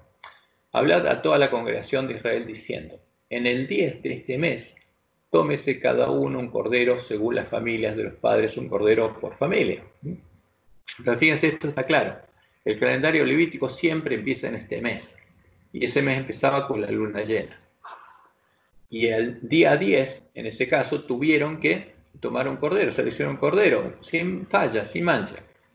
Más si la familia fuere tan pequeña que no baste para comer el cordero, porque tenían que comer el cordero, o como un símbolo, entonces él y su vecino inmediato, su casa, tomarán uno según el número de las personas.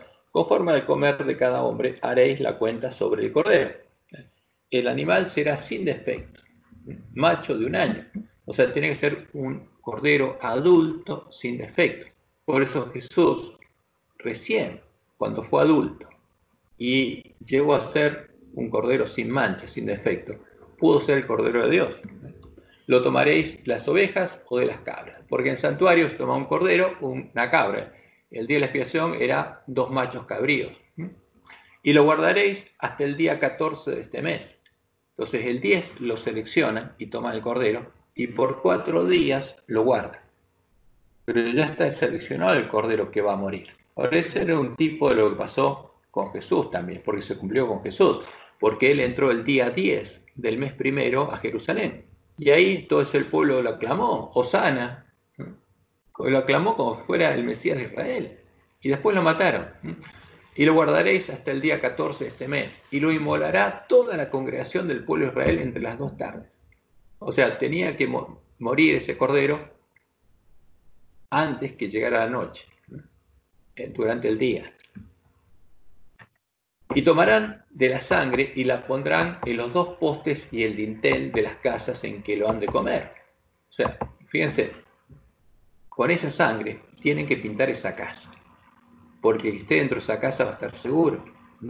Y aquella noche comerán la carne asada al fuego y panes sin levadura, con hierbas amargas lo comerán, porque esto es lo que hay que hacer. O sea, lo mismo pasó con el pueblo de Dios cuando entró a la casa de Dios, porque cuando murió el Cordero de Dios, Dios pintó, ¿qué cosa? Los postes y el dintel de su casa con la sangre del Cordero. Y el que entra a la casa de Dios, cuando entra, tiene que comer cordero asado con panes y levadura y hierbas amargas, porque ese es el símbolo, digamos, es lo que Dios le daría a comer a su pueblo. Ninguna cosa comeréis de cruda, ni cocina en agua, sino asada al fuego, su cabeza con sus pies y sus entrañas, que dice, todo tiene que comerlo. Para incorporar el cordero no hay que seleccionar, dice, todo tiene que comer.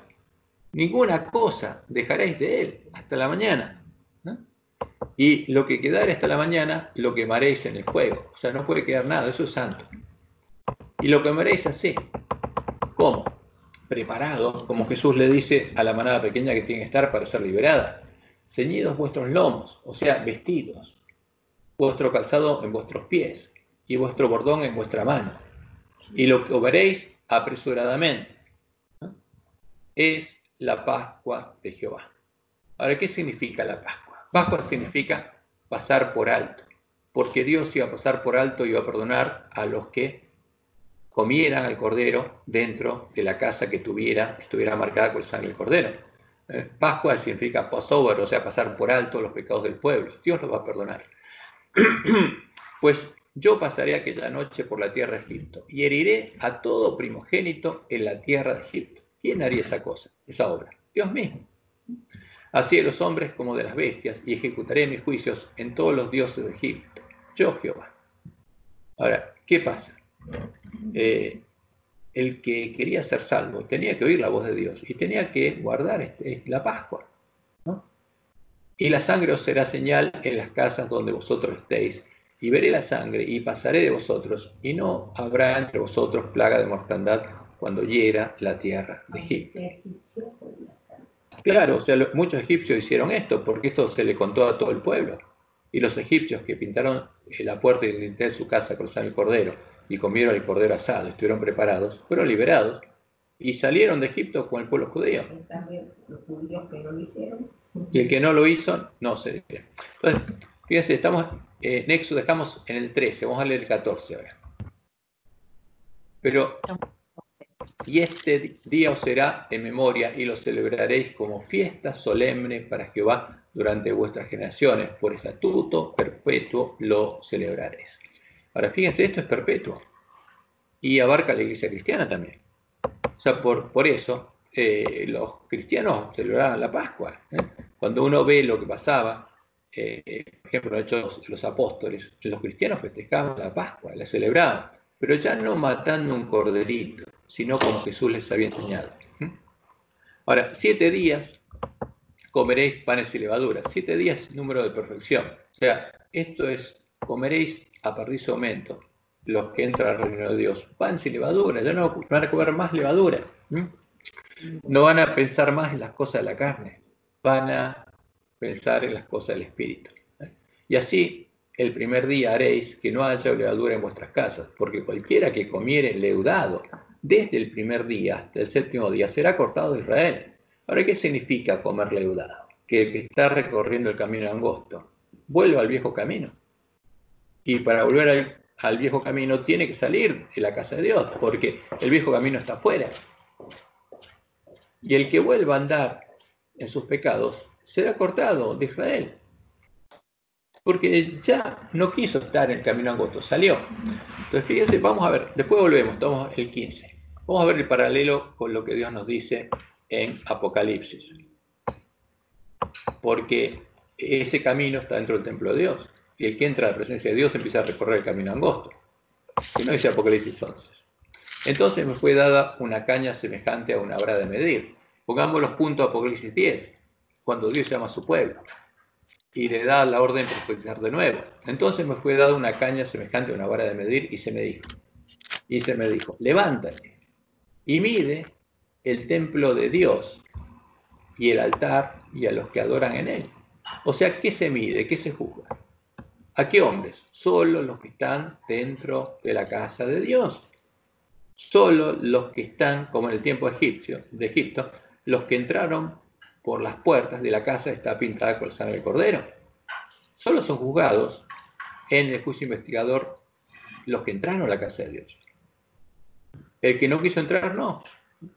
Y el que entró, ¿qué está haciendo? Recorriendo el camino angosto y comiendo cordero asado con panes y levadura y hierbas amargas, porque Dios lo está transformando a la imagen de Jesús.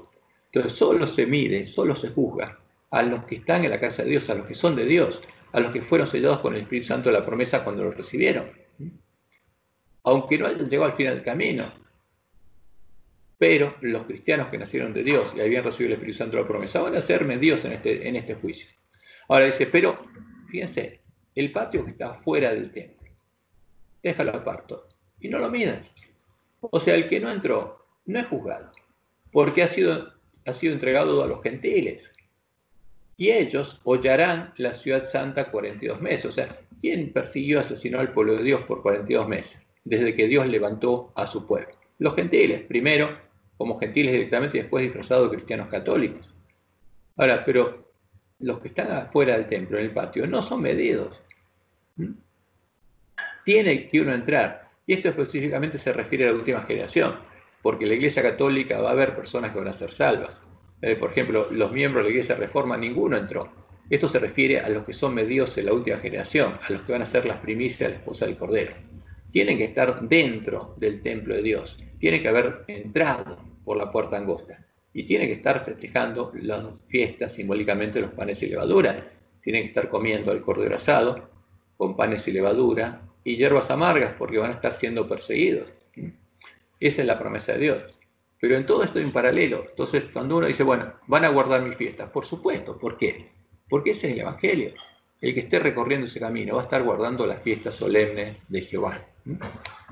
Entonces, a ver, ¿qué quería mostrarles? Quería mostrarles, ahora se me fue de la cabeza, quería mostrarles cómo esto está relacionado con... Bueno, no, volvemos a... Después me va a volver a la cabeza, ¿no? Volvemos a Éxodo 12:15. Entonces, 7 días comeréis panes y levadura. Así el primer día haréis que no haya levadura en vuestras casas, porque cualquiera que comiere leudado desde el primer día hasta el 7º será cortado de Israel. El primer día habrá santa convocación, y asimismo el 7º día tendréis una santa convocación. Ninguna obra se hará en ellos. Entonces, ¿qué dice? Son 2 sábados. El primer día, después de la Pascua, es un sábado. Entonces, cuando dice, guardaréis mis sábados, está refiriendo a esto. Y asimismo, el 7º día tendréis una santa convocación. Ninguna obra se hará en ellos, excepto solamente que preparéis lo que cada cual haya de comer. Y guardaréis la fiesta de los panes y levadura, porque este mismo día saqué vuestras huestes de la tierra de Egipto. Entonces, ese era un símbolo de la liberación de la esclavitud del pecado, lo que Dios haría con nosotros cuando viniera el Mesías. Entonces, esta fiesta simbólica sería una realidad cuando Dios nos sacara del Egipto, el antitipo de Egipto, y dejáramos de estar siguiendo los caminos de Egipto. Por tanto, guardaréis este mandamiento en vuestras generaciones por costumbre perpetua. Entonces, fíjense, este mandamiento es perpetuo, no cambia. Dios dice es perpetuo. Y por supuesto, los 144.000 lo van a estar guardando, como lo guardaba la iglesia primitiva. En el mes primero, comeréis los panes y levadura desde el día 14 del mes por la tarde hasta el 21 del mes por la tarde. 7 días no se dará levadura en vuestras casas, porque cualquiera que comiere leudado, así extranjero como natural del país, será cortado la congregación de Israel. Ninguna cosa leudada comeréis. Entonces, ¿qué está diciendo esto? Los 144.000 no van a comer cosas leudadas. No es como dicen nuestros pastores que están equivocados y dicen, vamos a seguir pecando hasta la segunda venida. No vamos a seguir contaminados con levadura hasta la segunda venida. No, Dios dice que no. Ninguna cosa leudada comeréis. En todas vuestras habitaciones sin levadura. Y Moisés convocó a todos los israelíes les dijo, sacad tomados corderos por vuestras familias y sacrificad la Pascua y tomad un manojo y 2 postes con la sangre y no dejará entrar al heredor en vuestras casas para ir.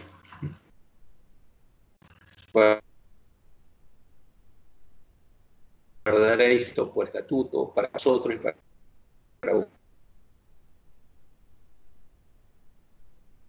nuestros hijos, para siempre. Y cuando Dios vistió y Eva con la piel de cordero, esta es la víctima de la paz, a las casas de los hijos a los egipcios y libró nuestras casas. Entonces el pueblo se inclinó y adoró. E hicieron como Dios le había dicho. Y los hijos de Israel fueron e hicieron puntualmente así, como Jehová había mandado. Aconteció que a la medianoche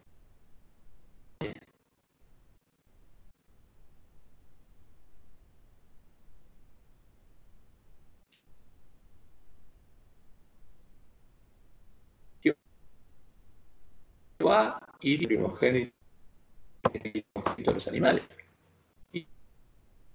Y se va porque no había donde no hubiese muerte. De noche y les dijo: salid de en medio del pueblo vosotros y los hijos de Israel, e id, servid a Jehová, como habéis dicho. ¿Cuándo? A medianoche. Tomad también vuestras ovejas y vuestras vacas, como habéis dicho, e idos, y bendecidme también a mí. Y los egipcios apremiaban al pueblo. Fíjense, no los quería liberar, ¿y ahora qué hacían? Les apremiaban para que salgan, dándose prisa a echarlos de la tierra, porque todos somos muertos. Los más que se le Cristian, no sé si a todos en general ¿sí? están cortando. Sí, se corta. No te estoy escuchando. Se corta. Gorda, el ruido ese interrumpe la... Bueno, es que Gisela puso acá una cosa y se interrumpe. ¿Ahora escuchan bien? Ahora sí. Sí. Ahora se escucha. Sí. No, porque calentó algo en microondas y bueno, hizo ruido. Bueno, entonces, ¿qué pasó? Fíjense, Dios cumplió su promesa. Y los mismos egipcios echaron al pueblo de Israel. Y ese pueblo a medianoche que estaba preparado para salir de Egipto, salió de Egipto. Ahora, esto es una promesa para nosotros, porque Dios dijo en Isaías que seremos liberados también en la Pascua. Ahora, y cuando Jesús habla a su pueblo, cuando le habla a la manada pequeña, esa es la manada pequeña que va a estar preparada. Por ejemplo, vamos a Lucas capítulo 12. Y es lo que Dios le mostró a Elena, la visión de la manada pequeña, la que estaría preparada. Y esa obra empezaría cuando el hombre de la escobilla nos despertara.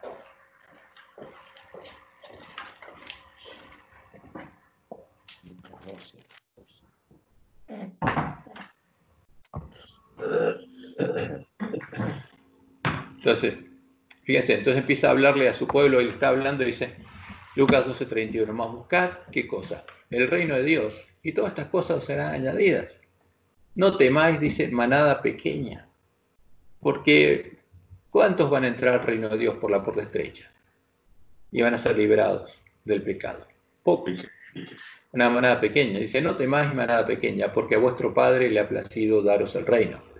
Vended lo que poseéis y dad limosna, y haceos bolsas que no se envejezcan, tesoro en los cielos que no se agote, donde el ladrón no llega ni la polilla destruye. Porque donde está vuestro tesoro, allí estará también vuestro corazón. Todo está en nuestro tesoro. Y ese es el problema del corazón donde hay espinos, porque está preocupado de los tesoros de este mundo. Estén ceñidos vuestros lomos. ¿Quién tenía que estar ceñidos? Tenía que tener ceñidos los lomos. El pueblo en la Pascua, para ser liberado. Entonces, nos está hablando nosotros que vamos a ser liberados en Pascua. Estén ceñidos vuestros lomos y vuestras lámparas encendidas. O sea, las vírgenes sensatas van a tener las lámparas encendidas. Y sed vosotros semejantes a hombres que aguardan a que su Señor regrese de las bodas, ¿De dónde regresa? De las bodas. ¿Y qué son las bodas? El juicio. Porque Jesús en el juicio confiesa el nombre de los vencedores. Entonces, cuando confiesa el nombre de la manada pequeña, viene a buscarla para ir con ellos a la batalla. Entonces, cuando Jesús viene a buscar a su pueblo, regresa simbólicamente de las bodas y los lleva a la batalla, para que cuando llame, llegue y llame, le abran enseguida. ¿Ves?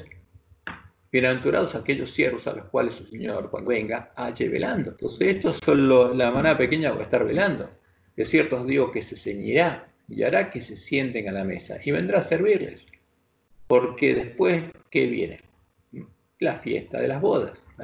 Y aunque venga la segunda vigilia, y acá nos está diciendo qué iba a pasar. ¿Cuándo empieza la primera vigilia? Apenas se pone el sol. Entonces el pueblo adventista lo esperó la primera vez. ¿Vino? No. Y aunque venga la segunda vigilia, y aunque venga la tercera vigilia, si los hallara así, bienaventurados son aquellos siervos. Ahora, ¿cuándo fue el antitipo de la primera vigilia? Cuando la primera vez que el pueblo adventista salió a esperarlo. ¿Cuándo fue la segunda vigilia? Cuando pudo haber venido y el pueblo no estaba preparado, 1888, y quedó en el desierto. La primera vez que vino, ese pueblo no podía justamente ir con él porque no se había hecho de los errores que le habían transmitido los paganos y los papistas, así le contó Elena. Y la segunda, no quisieron entrar, como Israel en Cades Barnea. Y la tercera estaría en Sittim, pero habría una manada pequeña que no se habría contaminado con mujeres, como se contaminó el pueblo de Israel con mujeres en Sittim, porque ahí Balaam les mandó a las amorreas para que se acostaran con ellos y lo hicieran adorar a Baal. Entonces, y aunque venga la tercera vigilia, y la tercera vigilia comienza a medianoche, ahí se escucha el clamor de medianoche, si los hallare así, bienaventurados son aquellos siervos.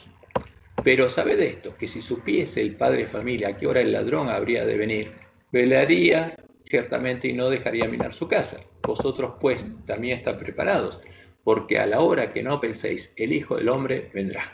¿A qué viene? A buscarlos. Ahora, ¿sabemos nosotros cuando Jesús empieza a confesar nuestro nombre en las bodas? No. Y cuando termina y viene a buscarnos, ¿cómo lo sabremos? Porque Dios nos dijo la señal que íbamos a ver. Ahora, por ese momento tenemos que estar preparados, porque ahí ya está. El que no está preparado, no está preparado. Entonces, Pedro dijo, Señor, dices esta. Sí. ¿Por qué entonces si la tercera vigilia es el clamor de medianoche, por qué viene la cuarta? Entonces, ¿por qué? Fíjate, a medianoche es el clamor que despierta el pueblo. ¿Está preparado el pueblo? No. No, tiene que prepararse. Y la última vez que puede venir Jesús es claro, cuando empieza la cuarta. Porque es la última, porque es el tiempo que tiene que llamar al pueblo que está en Babilonia. No hay más posibilidad. Ahora, cuando Dios despierta a ese pueblo, vas a ver que ahora lo explica. Cuando ese pueblo se despierta, tiene que prepararse. Y cuando pasa la vigilia, viene la última vez que puede venir, en la última vigilia, y los lleva a la batalla. Porque cuando llega la mañana es cuando Él viene por segunda vez a buscarnos. Se acaba la noche, pero a medianoche somos despertados. Vas a ver por qué lo explica ahora en la próxima parábola. Entonces Pedro le dijo, Señor, ¿dices esta parábola a nosotros o también a todos? Entonces, porque no entendía de qué está hablando este. Y le dijo el Señor. Entonces, en forma de parábola se lo dijo, ellos no entendían. ¿Quién es el mayordomo fiel y prudente al cual su Señor pondrá sobre su casa para que a tiempo les dé su ración? Entonces está diciendo, no, estoy hablando futuro. Es una parábola. Pues está diciendo, ¿quién es el mayordomo fiel y prudente al cual su Señor pondrá sobre su casa para que a tiempo les dé su ración? ¿A quién? A la manada pequeña. Antes que Él venga. ¿Ves? Bienaventurado aquel siervo al cual cuando su Señor venga le haya siendo así. Está hablando de la segunda venida. ¿Ves? Pero acá cuando viene como ladrón para llevarlos a la batalla, en verdad os digo que le pondrá sobre todos sus bienes. Más, si aquel siervo dijera en su corazón, mi Señor tarda en venir, y comenzare a golpear a los criados y a las criadas, y a comer, a beber y a embriagarse, vendrá el Señor de aquel siervo en día que éste no espera y a la hora que no sabe, y le castigará duramente, y le pondrá con los infieles, le va a poner con los de Babilonia, El zarandeo es eso. O sea, queda en manos de los demonios como los infieles. Aquel siervo que conociendo la voluntad de su Señor no se preparó, conociendo la voluntad de su Señor no se preparó, ni hizo conforme a su voluntad, recibirá muchos azotes. Mas el que sin conocerla hizo cosas dignas de azotes, será azotado poco. Pero por supuesto no puede entrar. Porque a todo aquel a quien se haya dado mucho, mucho se le demandará. Y al que mucho se le haya confiado, más se le pedirá. O sea, esto es una advertencia muy clara a quienes, a nuestros ministros, y por supuesto y a los adventistas que conocemos. Fuego vine a echar en la tierra. ¿Y qué quiero si ya se ha encendido? De un bautismo tengo que ser bautizado. ¿Y cómo me angustio hasta que se cumpla? O sea, a ver, está hablando de la segunda venida y ahora vuelve al tiempo de ellos, diciéndole, bueno, yo tengo que pasar por la prueba. ¿Pensáis que he venido para dar paz en la tierra? Os digo, no, sino disensión. Porque Él vino a separar, como en Egipto, a los que tienen hambre y justicia de los que no.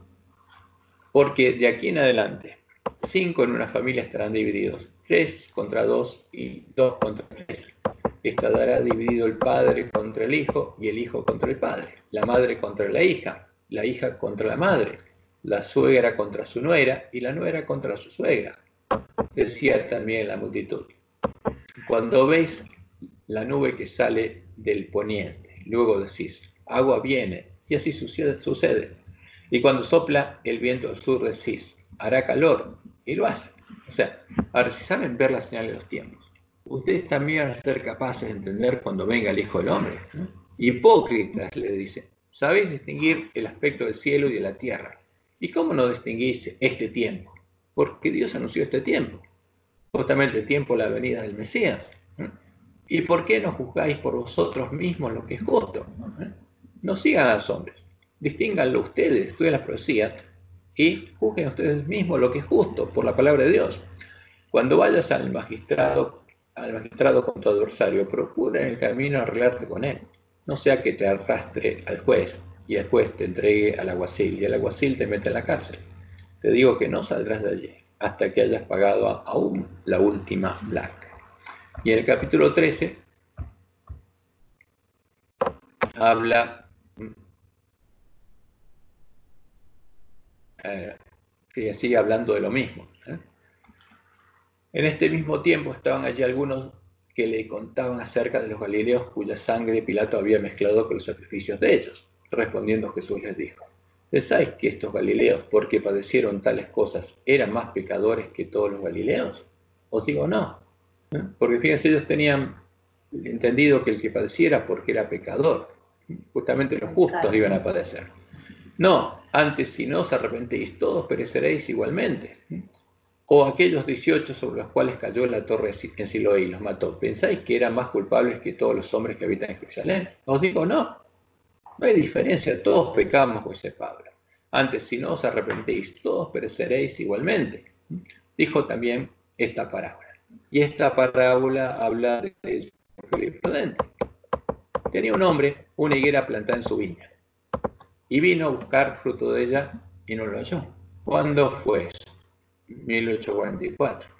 Y dijo al viñador, la primera vez fue esa, pero ahora esta es la última. Y dijo al viñador, he aquí, hace 3 años que vengo a buscar fruto en esta higuera y no lo hallo, corta. ¿Para qué inutiliza también la tierra? ¿Cuántas veces vino? 3 veces. Primera vigilia, segunda y tercera. Y ahora estamos en la tercera. Dice, ya 3 veces vine y no tiene fruto, córtala. Entonces, tenía un hombre una higuera plantada en su viña y vino a buscar fruto en ella y no lo halló. ¿Cuándo? Al comienzo de la tercera vigilia, a la medianoche, y dijo al viñador, he aquí. ¿A quién le dijo? Al único que estaba despierto. Hace 3 años que vengo a buscar fruto en esta higuera y no la hallo. Córtala. ¿Para qué inutiliza también la tierra? Entonces, respondiendo, le dijo, Señor, ¿quién? El siervo fiel y prudente. El que dijo, como dijo Nehemías, yo voy a hacer que sea reedificado Jerusalén. Entonces, respondiendo, le dijo, Señor, déjala todavía este año, déjala esta vigilia, hasta que yo cabe alrededor de ella y la abone. Le voy a dar el alimento a tiempo. Si diere fruto, bien, y si no, la cortarás después. Esto es lo que hace el siervo fiel y prudente.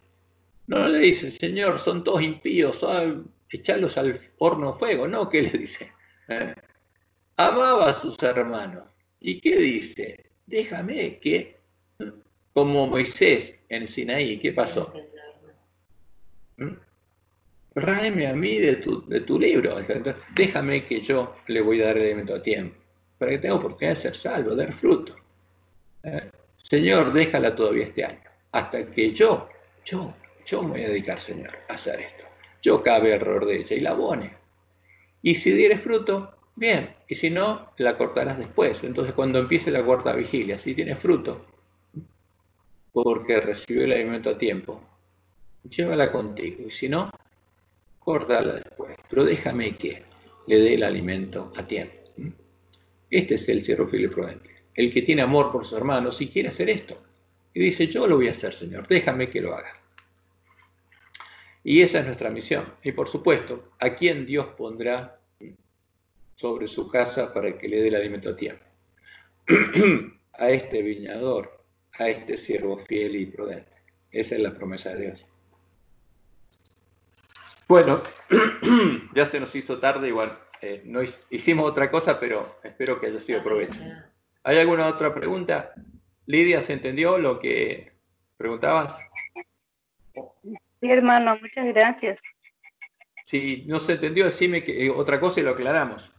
Lo que... Eso que dice que comer el pan sin levadura, ese es para comer en este tiempo, que no hay que comer más pan con levadura. Es un símbolo. Es un símbolo de Cristo, porque el único pan sin levadura, el único hombre sin levadura es Jesús. Ahora, tenemos que comer a Cristo para ser como Cristo. Entonces, por eso, como dice Pablo, tenemos que recorrer la senda angosta puesta a los ojos en Jesús, el autor y consumador de la fe. Eso significa comer pan sin levadura, como dijo Jesús cuando en la Santa Cena que comemos.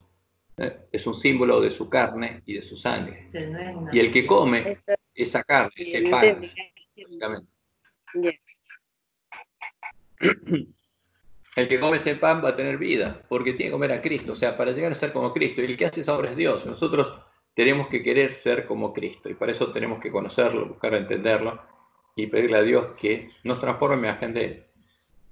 Es el simbolismo de comer 7 días pan sin levadura, junto con el cordero, y hierbas amargas, porque todo el que trate de vivir piamente sufrirá persecución. Ahora, y la obra que tenemos que hacer es esta, la de este viñador fiel, que quiere que justamente no sea cortada la higuera, sino que tenga fruto. Esa es nuestra misión. ¿Y por qué? Porque la ama. Entonces Dios le va a dar esa obra al que ame a su hermano, no el que quiera cortarla, sino el que la ame. Esa es la promesa de Dios. Bueno, entonces, si no hay otra pregunta, vamos a dejar de grabar y